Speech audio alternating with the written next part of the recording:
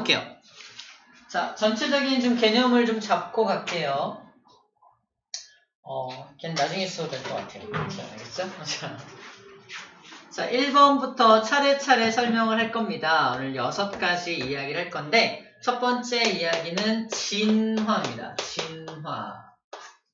진화. 진화가 뭡니까? 라고 누가 물어본다면 뭐라고 말할 거야? 변한 환경에 적응하는 거. 환경에 적응하는 거? 환경에 적응해 가는 거? 네. 환경에 적응해 가는 것. 뭐 맞는 말이긴 합니다. 근데 더 정확한 진화의 키워드가 있어요. 키워드.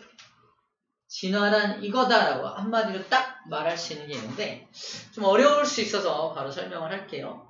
환경에 그렇게 적응하고 변화되고 나를 맞춰가다 보면은 무슨 일이 생기냐면은 동의어야. 진화란 종의 분화라고 합니다. 네, 무슨 소리야? 종의 분화. 종이 갈라진다요.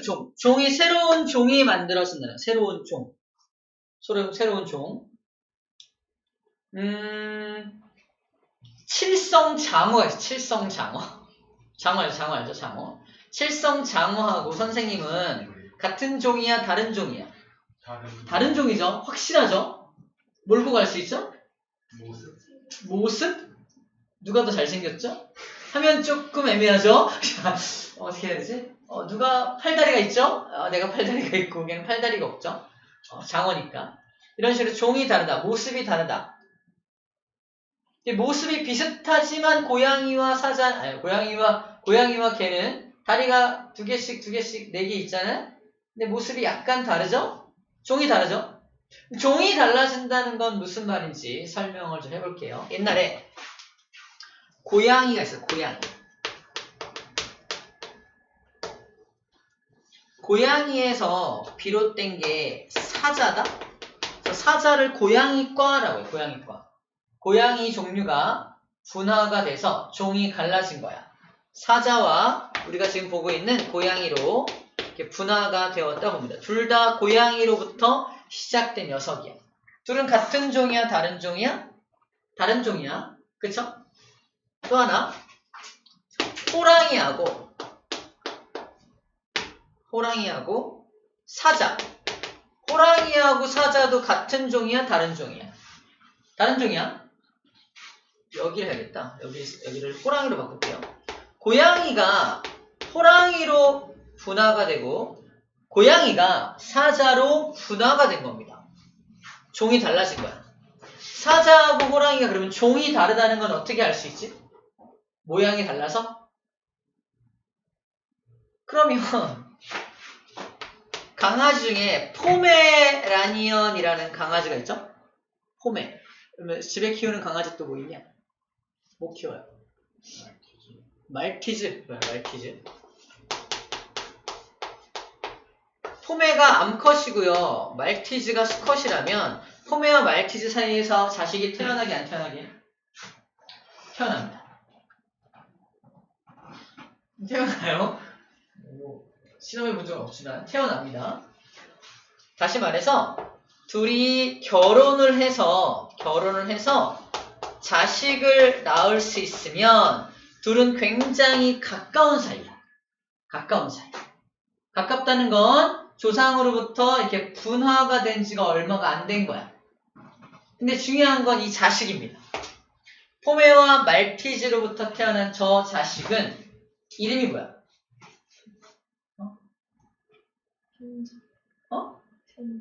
변종. 좋게 말하면 변종이라고 말하는데 우리는 대부분 잡종. 그죠? 시고르 자부종이라는 말 알아요? 시고르 자부종이라고 새로운 종인데 시골 잡종을 시고르 자부종이라고 부릅니다. 시고르 자부종. 이거 시고르 자부종인데 네? 있어 보이게 말하는 말인데 아무튼 잡종이에요. 잡종. 중요한 건 요 자식이 생식 능력이 있냐 없냐를 가지고 둘이 이 자식의 엄마 아빠가 같은 종인지 다른 종인지를 판단해. 다시 말해서 이 자식이 생식 능력이 있거든요. 이 잡종, 이 녀석도 또 자식을 낳을 수 있어. 정자, 난자를 생산을 해요. 그 무슨 말이야? 얘의 부모가 같은 종이라는, 같은 종. 같은 개라는 종입니다. 근데 이름은 왜 달라? 이거는 품종이라는, 품종. 품종은 생물학적 종은 아니야. 그냥 인간들이 인위적으로 낳는 종은 품종이라고 해요. 근데 문제는 뭐다? 사자하고 호랑이가 결혼을 해요? 자식을 낳을 수 있어, 없어? 있어요. 그렇게 태어난 게 그 유명한 라이거야. 라이거 본 적 있나요? 동물원 가서? 있어요. 동물원 가면 라이거 있습니다. 이거 저거 라이거라고 말해줘요. 라이거. 라이거는 앞에가 라이잖아. 얘가 라이온이죠. 얘는 타이거죠. 그래서 아빠가 앞에 쓰여요. 아빠가 사자고 엄마가 호랑이일 경우에 라이거. 그럼 아빠가 호랑이일 수도 있잖아. 엄마가 사자고. 들어본 적 있나? 타이곤. 처음 들어보죠? 타이곤이라는 생물도 탄생합니다. 근데 문제는 뭐냐? 좀 심한 말로 둘 다 고자예요. 너무 심한 말했나? 고자라는 말은 생식 능력이 없어. 라이거는 다음 자식을 낳을 수가 없어요. 타이곤도 다음 자식을 낳을 수 없습니다. 생식세포를 못 만들어. 정자난자를 못 만들어. 뭔 소리야? 그들의 부모가 같은 종이 아니야. 같은 종이 아니야. 그래서 얘와 얘가 같은 종인지 다른 종인지를 판단할 때 어떻게 한다? 그 다음 자손을 보면 판단이 가능합니다. 그래서 뭔가 고양이가 자꾸자꾸 모양이 변화되고 보여서 이쪽 집단은 막 이렇게 갈기가 생기고 이쪽 집단은 막 이렇게 줄무늬가 생기는데 아직까지는 결혼해서 자식이 생식력이 있어. 아직은 종이 갈라진 게 아니야. 근데 어느 순간 자식이 태어났는데 더 이상 생식 능력이 없는 자식이 태어나. 그때부터는 종이 완벽하게 갈라졌다라고 판단하는 겁니다. 판단 기준이야. 판단 기준이 자식의 생식 능력이 판단 기준입니다. 그럼 종이 언제 갈라졌는지, 누가 같은 종인지 누가 다른 종인지 이제 알 수 있어 없어? 알 수 있는 거야. 그걸 종의 분화라고 해. 종의 분화가 딱 일어났을 때 다 고양이인 줄 알았는데 언젠가 호랑이와 사자로 나눠졌어. 종이 분화된 거야. 그치? 그때 우리 뭐라고 표현한다? 진화가 일어났어. 진화가 일어났어. 라고 표현하는 겁니다. 진화의 반대, 진화와 동의어가 뭐다? 종의 분화. 종의 분화가 일어났을 때 진화가 일어났어. 라고 표현해. 진화가 일어났어. 그래서 생식 능력을 가지고 판단을 합니다. 또 이런 것도 있죠. 말과 당나귀도 자식을 낳을 수 있을까? 낳을 수 있어요. 들어봤을 거야? 노새. 노새야, 노새. 성경에도 나오는 노새. 노새가 아마 아빠가 말이고 엄마가 당나귀고 노새입니다. 아빠가 당나귀고 엄마가 말일 수도 있잖아. 처음 들어볼 거야. 거새. 노새의 완전 반대말이죠. 누군 놀고 누군 맨날 벌고. 노새, 거새 이렇게 해요. 얘는 라이거, 타이곤 이렇게 말하고. 아무튼 노새든 버새든 둘 다 생식 능력이 안타깝게 없어요. 뭔 소리야? 말과 당나귀는 같은 종이 아니에요. 자, 봐봐. 들어봤나? 생물의 분류가 종보다 큰 개념이 소, 과, 목, 강, 문, 개. 이거 들어본 적 있나요? 종속, 과목, 강문, 개. 봐봐. 종보다 좀 큰 개념이 속이야. 속보다 좀 더 큰 개념이 과입니다. 계속 커지는 게 마지막에 개야. 개가 무슨 개가 있다? 5개가 있는데 얘네들은 다 무슨 개에 속한다? 동물개에 속한다. 동물개. 자, 동물개에 속하는 녀석들 중에 문이라는 건 뭐냐면 척추가 있는 것과 척추가 없는 것 이렇게 나눠집니다. 이걸 지금 배우자고 하는 거 아니기 때문에 교시가 개파인데 중요한 건 얘네들은 왜 그러면 자식까지 나올 수 있냐? 종은 다르지만 속이나 과가 같은 거야. 속이 같아, 속. 얘는 고양이 과가 같다 그랬어. 과가 같으니까 생식은 가능한 거야. 생식은 가능하지만 생식 능력을 갖춘 자식까지는 못 낳는 거지.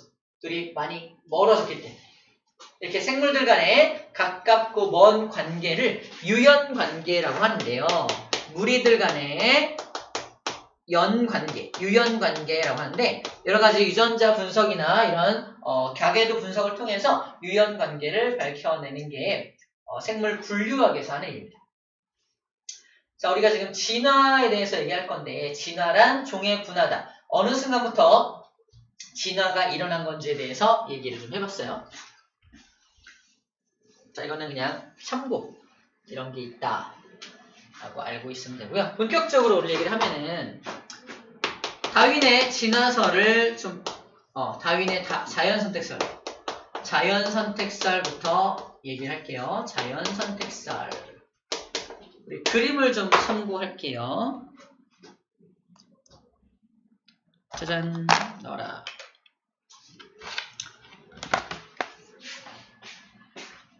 자연선택설이 뭐냐면 그런 겁니다.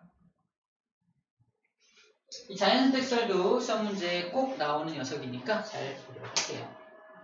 넣어라. 다 위라고 썼네. 위는.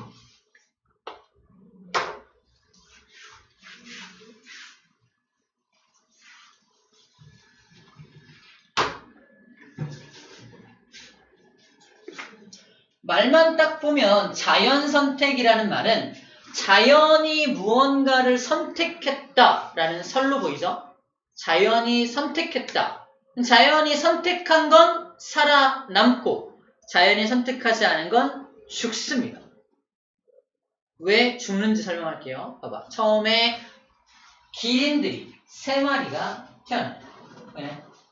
기린 3마리가 현재 1마리, 2마리, 3마리가 태어난 거야.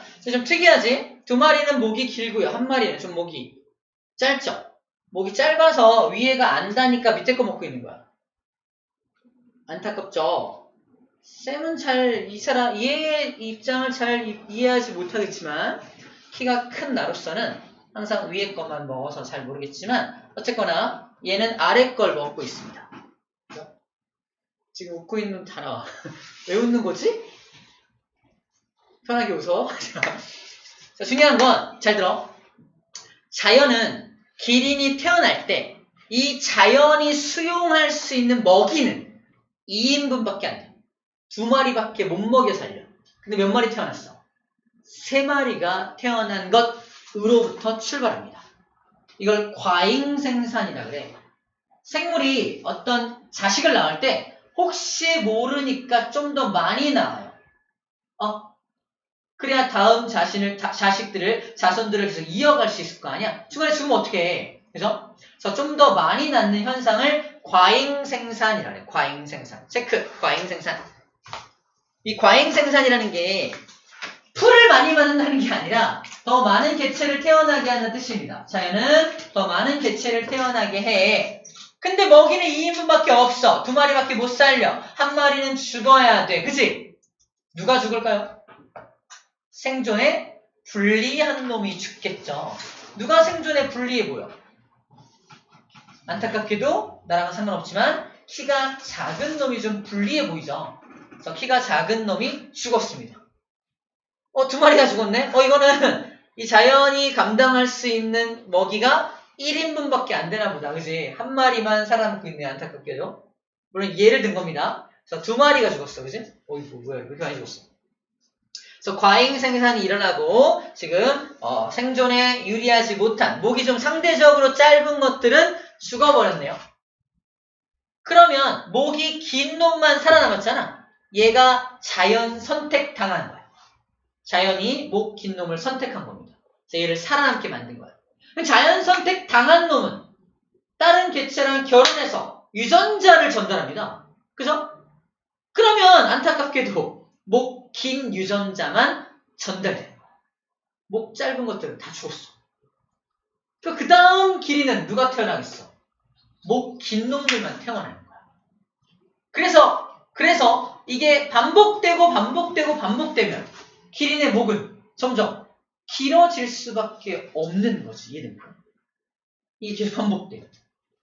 그 다음 자손이 태어났어. 이 중에도 목이 좀 더 긴 새끼가 있네, 이 새끼. 이 자식만 낳고 다 죽을 거야, 또. 그치?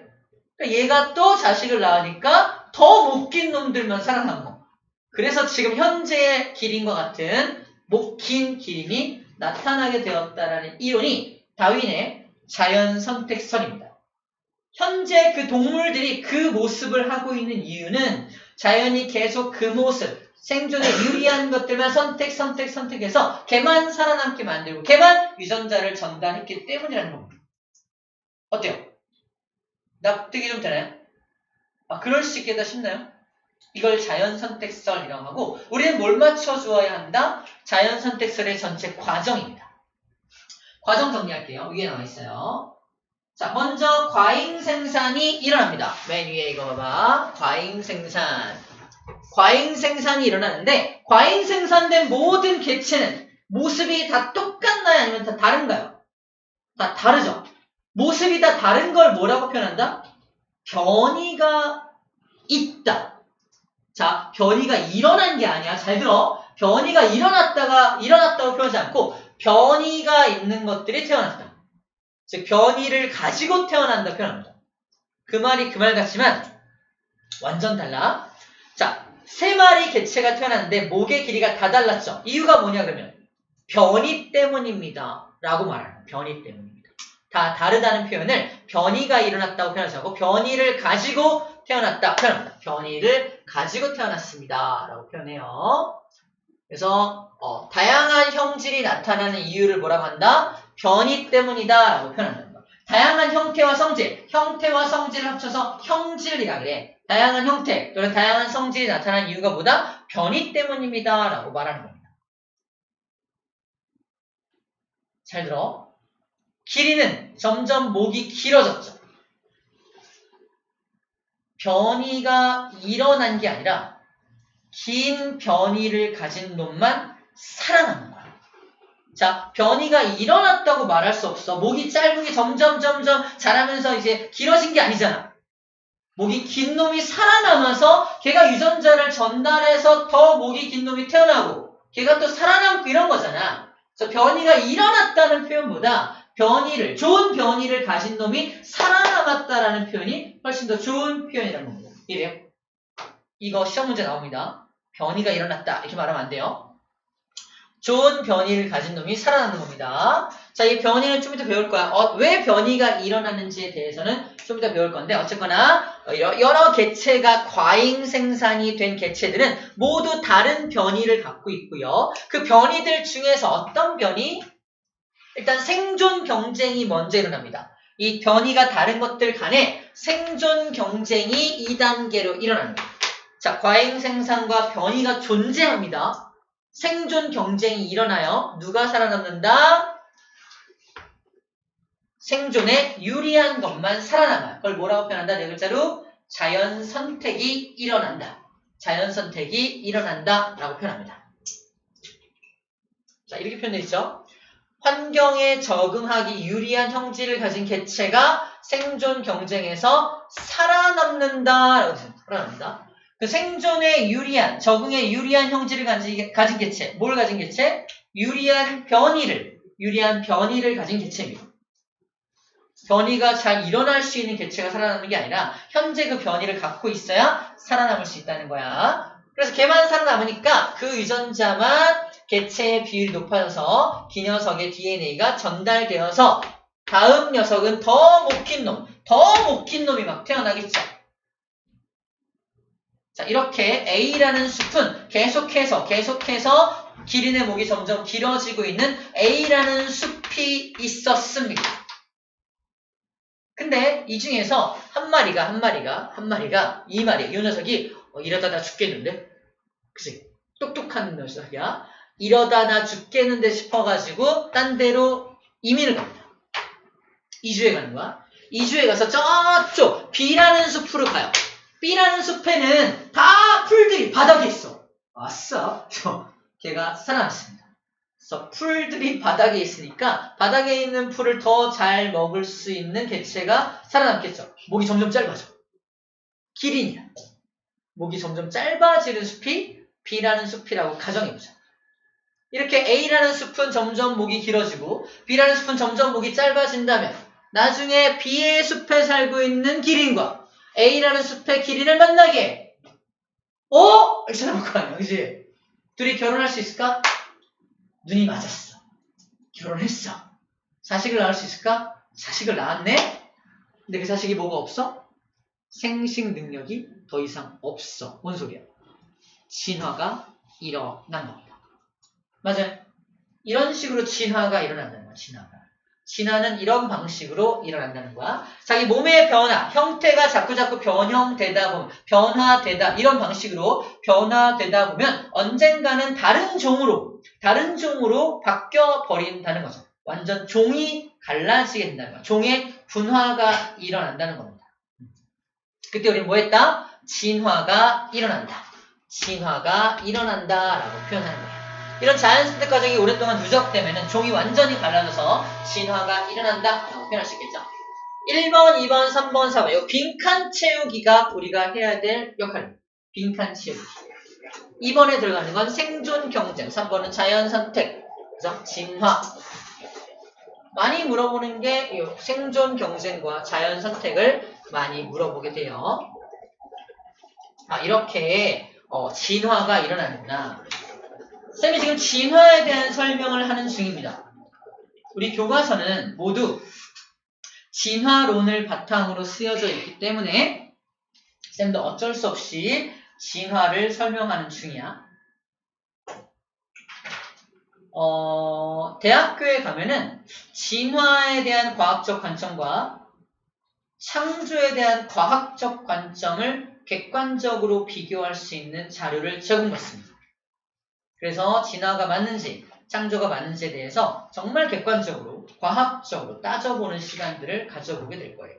이 얘기 왜 하냐면 쌤이 진화를 가르치고 있지만 진화가 정답이다라고 말하는 건 아니라고 말하는 겁니다. 왜 이 얘기 하냐면 저희가 이제 종교적으로 지금 진화를 믿지 않는 친구들도 있어요. 그죠? 하지만 그런 친구들한테 아니야 진화가 맞아! 라고 설명하는 건 아니라는 거야. 뭐가 맞는지는 몰라. 하지만 우리 교과서는 진화를 바탕으로 쓰여져 있어서 우리가 어떤 교과서를 좀 이해하고 현재 과학자들의 어떤 그런 생각을 이해하기 위해서 진화를 공부하는 중이다라는 정도로 생각해 주면 될 것 같습니다. 아시겠죠? 이게 진리야 라고 말하고 있는 건 아니야. 쌤도 아직 답을 잘 모르겠어요. 자, 잘 보겠습니다. 분명한 건 창조에 대한 부분도 과학적으로 해석할 수 있는 부분이 어마어마하게 많다는 것 정도 얘기를 잠깐 할 수 있겠네요. 자, 그럼 진화에 대해서 얘기한 첫 번째 학자가 바로 다윈입니다. 다윈이 진화에 대해서 얘기한 학자고요. 두 번째로 또 진화에 대해서 얘기한 학자가 있는데 바로 라마르크라는 학자입니다. 라마르크라는 학자는 또 어떻게 진화에 대해서 설명했나 볼게요. 자, 생각해봐봐.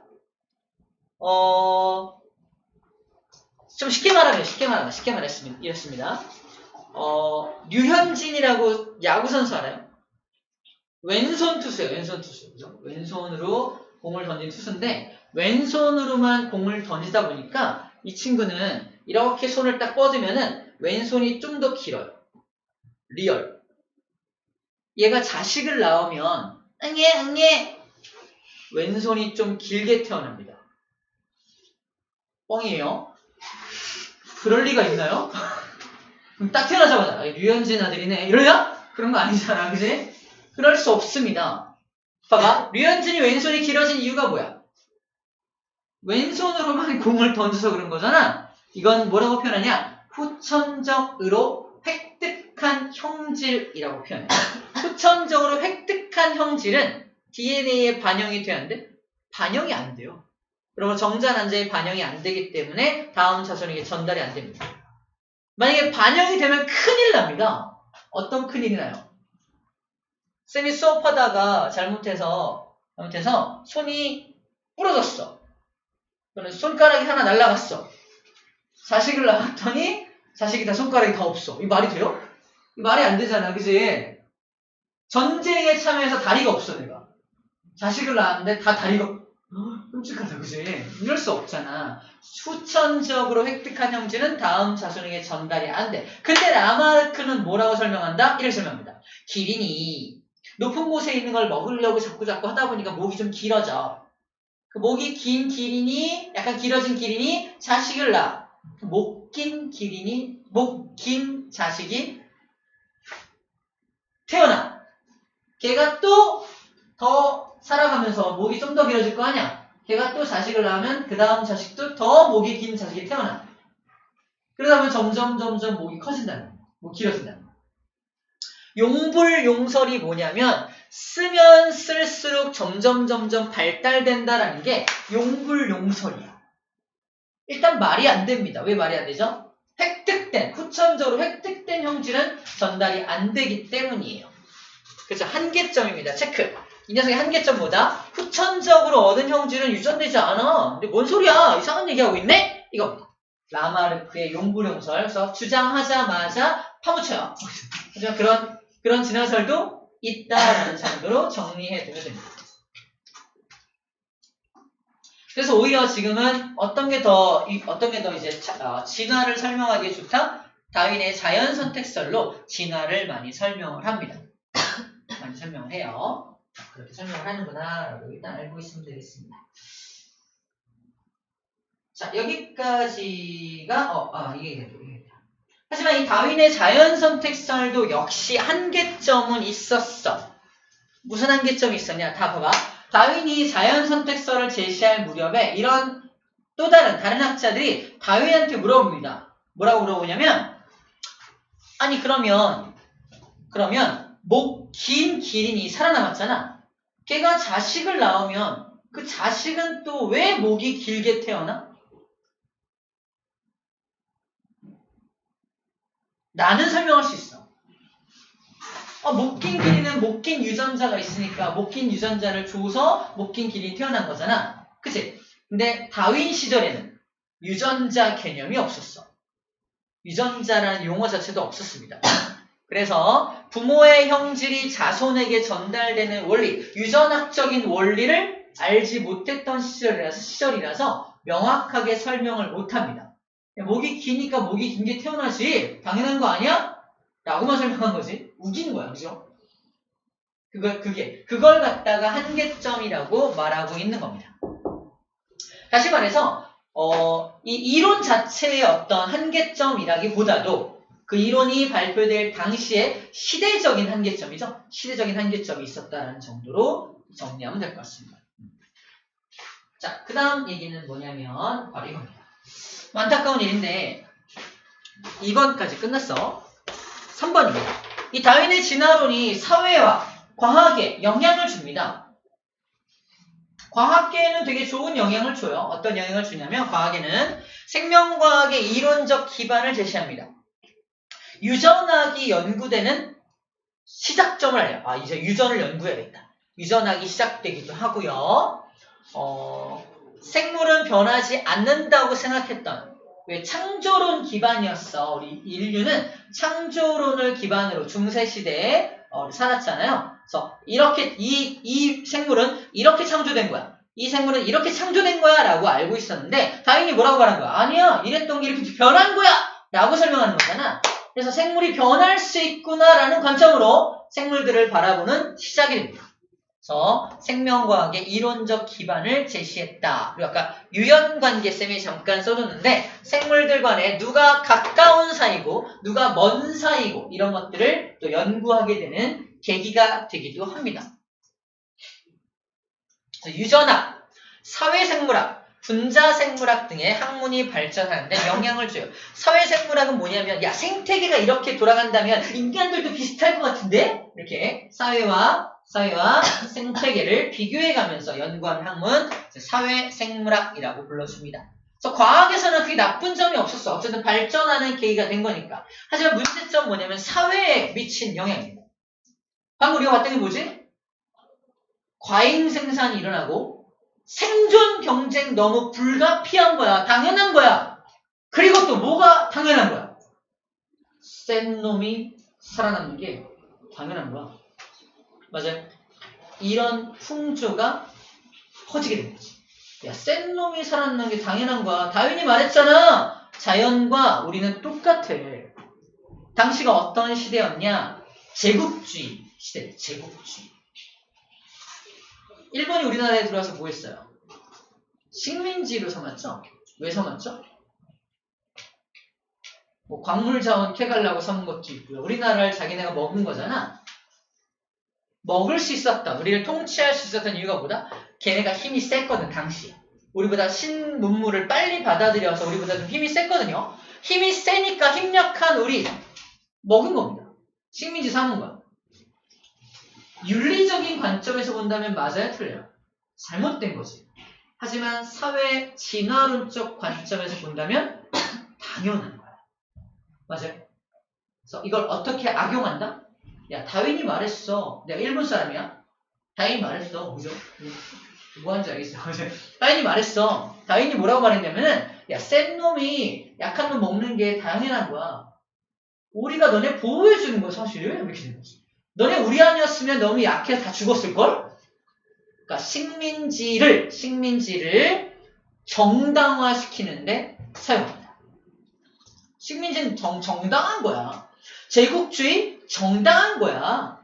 제국주의가 식민지랑 연결되는 거잖아. 제국주의 식민지를 정당화시키는데 사용을 합니다. 이게 나와있죠? 식민 지배의 정당화에 악용되었다. 제국주의를 출현시켰다. 인종차별을 정당화시켰다. 우리가 우월한 인종이야. 너네 아주 우월하지 못한 머리 나쁜 인종이야. 이렇게 인종차별도 정당화시키는데 악용합니다. 나쁘죠? 나쁜 사람들이야. 다윈이 무슨 잘못이야? 다윈이 진화론 발표할 때 그러라고 발표해 준 건 아니죠. 이걸 악용해서 사회적으로 악용해서 사용을 했다는 게 포인트가 됩니다. 자, 그 다음에 경쟁, 생존 경쟁이 너무 당연한 거니까 자본주의를 발달시킵니다. 자본주의, 민주주의, 자본주의가 경쟁을 기반으로 하죠. 반대편에 있는 게 사회주의죠. 모두 공평하게 사회주의잖아. 물론 이제 세월이 지나면서 사회주의가 맞니, 뭐 민주주의가 맞니에 대해서 계속 경쟁 싸우고 있죠. 지금 싸우고 있지만 뭐 혼합되는 체제로 이제 가는 중이야. 그래서 요즘 현재는 그래서 선진국의 경우 세금을 엄청 많이 내는 거 아니에요? 스웨덴, 스위스 이런 데 세금 엄청 많이 내고 그 세금을 가지고 뭐 복지에 쓰는 거 이런 거 약간 사회주의적인 개념이 적용된 거야. 그래서 지금은 혼합민주주의라는 표현으로 좀 민주주의냐, 뭐 공산당이냐 이런 게 아니라 민주주의냐, 사회주의냐 둘 중에 하나 골라 이게 아니라 그걸 혼합한 체제로 점점 우리나라도 가고 있습니다. 복지를 강조한다는 건 약간 사회주의적인 개념을 좀 적용하고 있는 부분인 거예요. 어쨌거나 자본주의 발달, 생존 경쟁은 너무 당연한 거야. 라는 거에 영향을 줬다는 거 하고요. 사회문화, 철학 등 다양한 분야에도 영향을 줄 수 있었겠죠. 그런 가능성에 대한 얘기를 하고 있습니다. 그래, 그럴 수 있었겠구나라고 이해해 주면 돼요. 오케이. 밑에 개념학의 문제는 풀고 갈게요. 풀어봅시다.